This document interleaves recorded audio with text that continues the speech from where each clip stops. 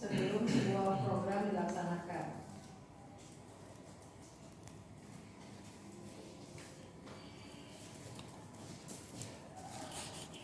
Jadi ini jumlah aktivitas tahun lalu. Tahun lalu. Nah, skalanya karena jumlah aktivitas kan dia rasio, ada orang yang tidak melakukan aktivitas, jadi 0 aktivitasnya ya. Jadi scale skalanya. Oke. Lalu ini yang this year-nya.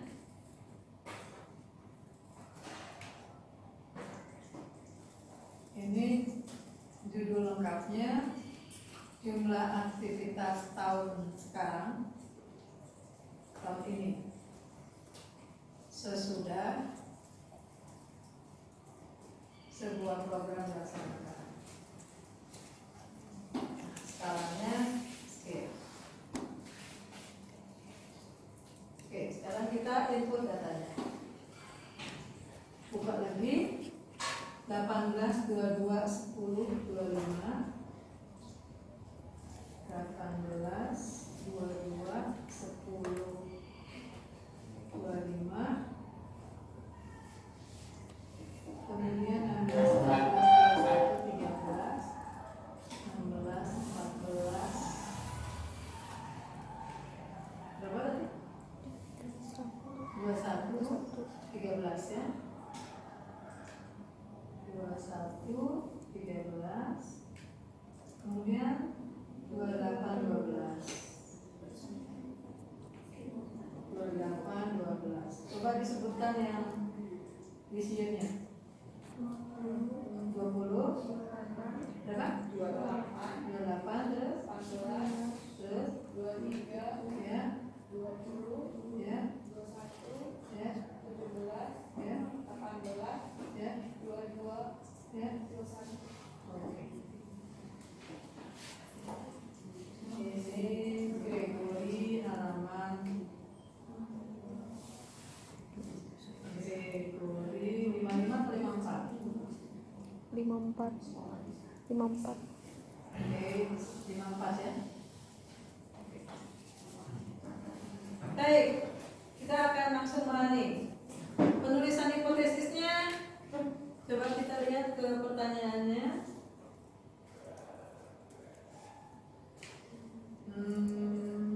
Determine whether the new activity program had a significant positive effect. Nah, ini dia satu pihak, ya. Jadi kan tadi di sini dijelaskan ada sebuah program diimplementasikan. Di mana dia programnya di sini, ya. Sebelum program itu dilakukan sudah tercatat jumlah aktivitas per anak di tahun lalu. Nah, tahun ini dilaksanakan program. Sesudah program itu dilaksanakan, dicatat lagi tahun ini jumlah aktivitasnya. Nah, diduga katanya program tersebut akan efektif, ya, si program ini akan memberikan efek yang positif. Apa itu efek positif jadinya? Hah? Apa maksud efek positif? Kira-kira jumlah aktivitasnya akan bertambah, ya. Jadi satu pihak di sini. Dengan demikian, kalau saya singkat H0 H1-nya tidak dengan kalimat ya, misalnya dengan simbol. Jadi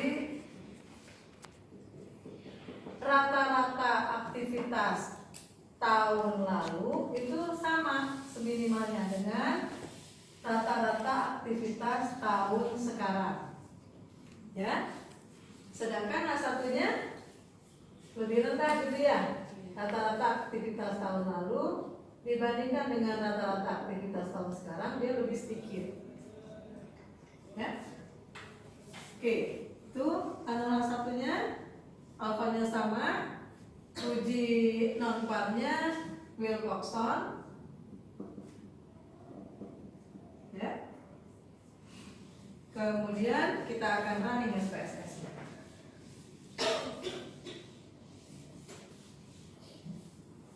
Baik. Kembali lagi ke SPSS-nya. Masih sama di menu yang sama. Ya. Analyze, non-parametric test, legacy dialog. Lalu yang mana yang pilih? Two related samples. Karena sampelnya sama, berhubungan satu sama lain. Nah, cara ini harus dipindahkan yang kiri ke kanan ini ya. Caranya adalah kita blok dua variabel ini, lalu klik panah di tengah ini. Nah, jadi dia tersusun berpasangan.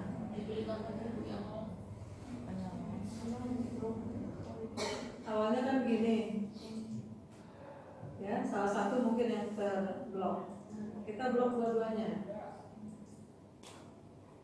lalu klik panah ini.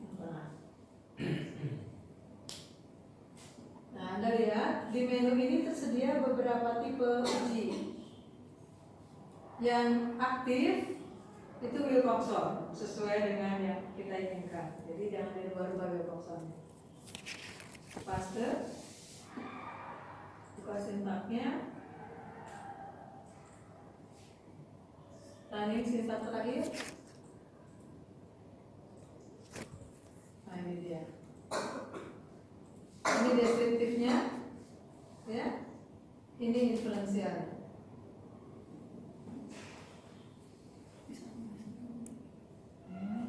Ya. Oke, jadi gimana hasilnya? Signifikan nggak? Yang mana yang harusnya? Deskriptifnya di situ. Yang satu lagi? Dia jadi prinsip pengerjaannya ya diselisihkan. Anda lihat nih, SPSS menghitungkan dengan cara menyelisihkan jumlah aktivitas tahun ini dikurangi jumlah aktivitas tahun lalu, ya. Kemudian di ranking selisihnya. Nah, dilihat. Jadi selisih yang negatif berapa nilai rankingnya, selisih yang positif berapa nilai rankingnya, lalu yang selisihnya 0 ada berapa? Gak ada di sini, ya. Jadi yang selisihnya negatif itu ada tiga subjek, yang positif ada 7 orang, yang sama kembar, maksudnya tahun lalu dan tahun sekarang sama angkanya, itu nggak ada. Sehingga totalnya 10. Kemudian perhatikan rankingnya. Orang-orang yang dapat selisih negatif, berapa rankingnya? Jadi selisih angka rankingnya. Ya, saya bisa tunjukin manualnya. Coba kita kembali ke tampilan datanya. Ini kan datanya ya. Kita akan bentuk satu kolom tentang selisih. Tadi di output bagaimana SPSS menyelisihkannya? Tahun ini dikurangi tahun lalu. Nah, kita akan hitung secara manual. Jadi dengan cara transform, compute, kita bentuk nama variabelnya selisih, misalnya ya. Bagaimana tadi di output tahun ini ya, tahun ini dikurangi tahun lalu, ya. X. Buka sintaknya, running sintak terakhir. Nah, terbuka datanya. Ini dia. Saya desimalnya saya ubah dulu ya. Nah, ini datanya. Kemudian kita akan ranking. Nah, Anda lihat di sini. Ada yang positif kan selisihnya, ada yang negatif. Kita cocokkan dengan output tadi. Ini negatifnya berapa? 3. Positifnya sisanya kan? Ada yang 0 nggak selisihnya? Nggak ada kan? Jadi kita cocokkan dengan ini tadi. Negatif ada 3, positif ada 7. Oke. Nah, sekarang kita minta ke SPSS tolong beri ranking angka-angka ini, ya. Caranya gimana? Caranya masuk ke data, bukan di data, sorry, di transform, masih di transform. Transform pilih yang rank cases. Rank cases.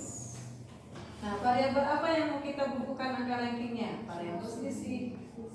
Pindahkan ke kanan, ya. Nah, Anda lihat di sini. SPSS membubuhkan ranking 1 untuk angka yang paling kecil. Dia aktif ini, ya. Jadi jangan dirubah-rubah itu. Lalu kita coba. Kemudian sebentar ya, saya akan buka tunjukkan Anda rank types. Jadi sebenarnya di fasilitas ini tidak hanya ranking, ya. Bisa juga Anda membubuhkan savage score, fractional rank, dan lain-lain. Tapi yang kita butuhkan hanya yang defaultnya, ya, ranking saja. Oke, paste ya. Buka sintaknya, running sintak rankingnya.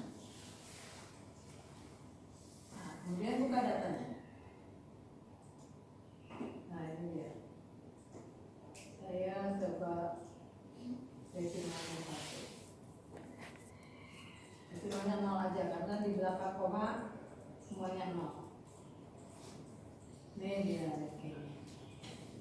Ya. Coba Anda jumlahkan ranking yang bertanda negatif. 3 plus 2, 5 plus 1. Nah, kita cocokkan dengan output tadi.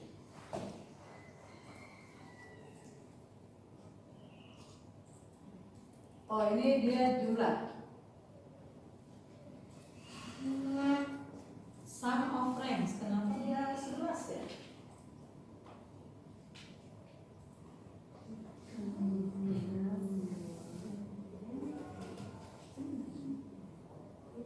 Kenapa Di satu berapa? 9 ya? Paling bawah 9. Padahal yang negatif cuma 6 ya?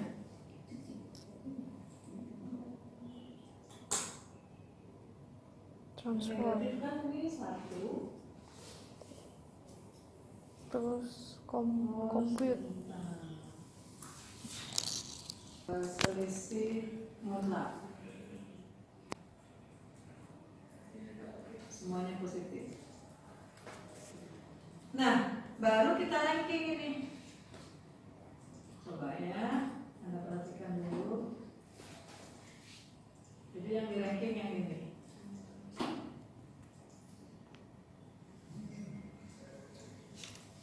Oke. Pasti akan lain. Nah, tuh. Ada komanya ya.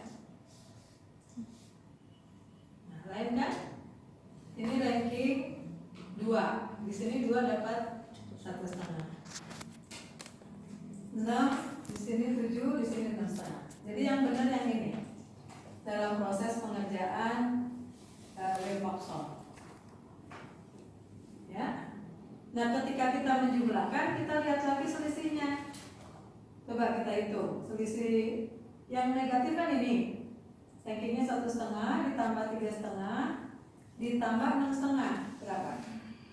11,5 kan? Itu sudah sama dengan ini. Sama ya? Sudah sama. Jadi itu prosedur manualnya. Selisih muter-muter ini di manual. Iya. Yang mana? Yang selisih muter Kali Diketik manual. Diketik manual karena saya belum ngerti di menu mana untuk membentuk harga mutlak semuanya positif. Hah? Yang ini? Yang ini? Sama. Kesini lagi. Terus transform, rank cases. Salah masukin. Lalu yang ini.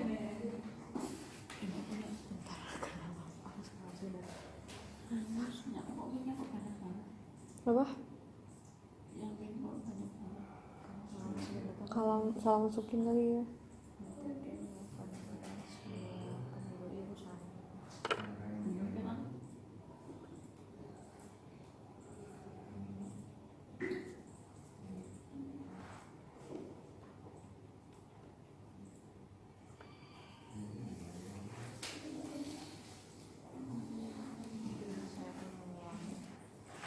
Anda kan nggak akan ngitung manual, tapi saya mau nunjukin kepada Anda gitu. Kalau manualnya yang benar adalah yang terakhir ini.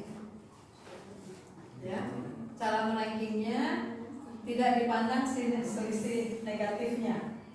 Karena kalau selisih negatif pasti yang angkanya negatif ranking paling kecil kan. Nah dalam Microsoft nggak boleh dilihat ketika merankingnya selisih ranking yang negatif itu minnya adalah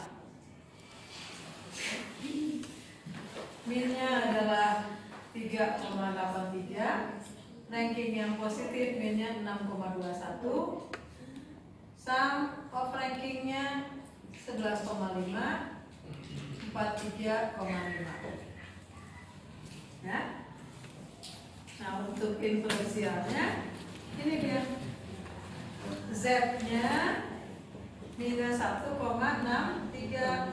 p-value-nya 0,102. Nah perlu diperhatikan, ini bawaannya SPSS, p-value yang tersedia untuk uji two-tail. Hipotesis kita berapa pihak? One tail. Jadi P yang sesuai adalah harus dibagi 2 dari SPSS. Ya, berapa? 0,051.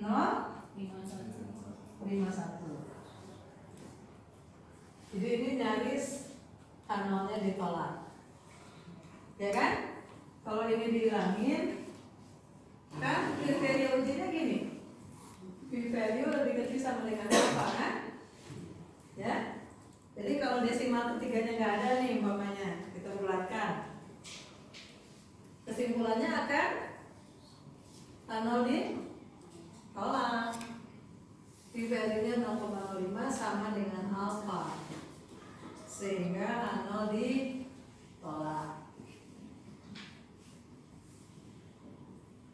Apa artinya?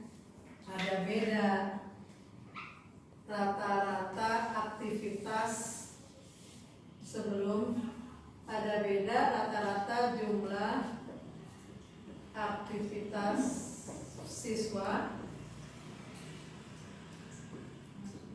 sebelum dan sesudah sebuah program dilaksanakan.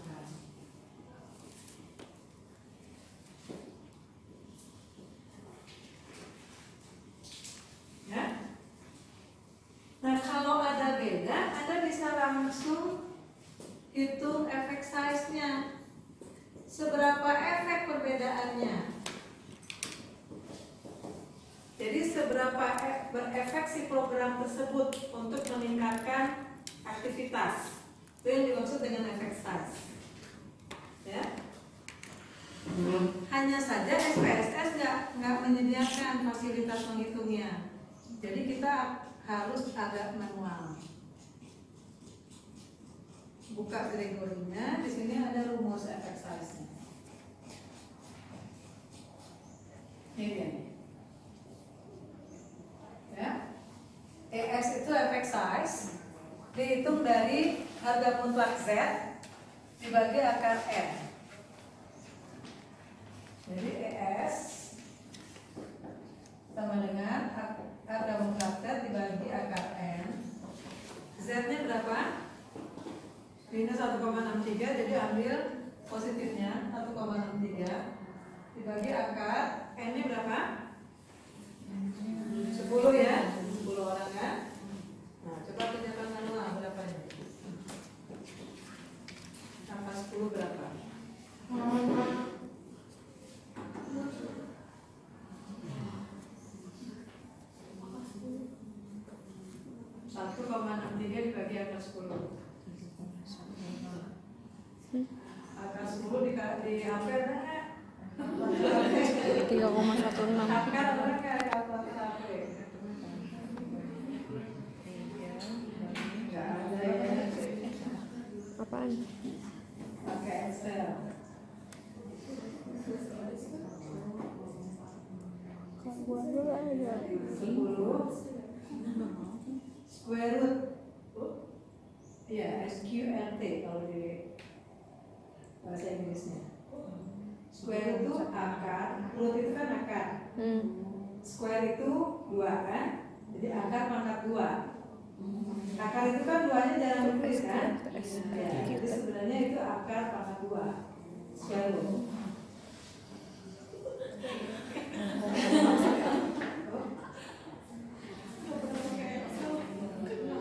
SQRT. Oh itu tuh akar. Sama dengan SQ SPR. 10.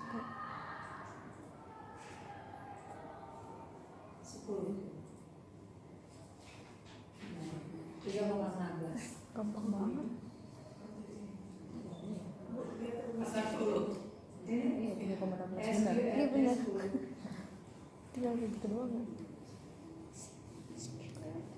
Terus sekarang 1,62 ya dibagi ini kan Enggak pinter nih itu Z. Iya, Z. Enggak yang 1,002 itu apa dibagi 2.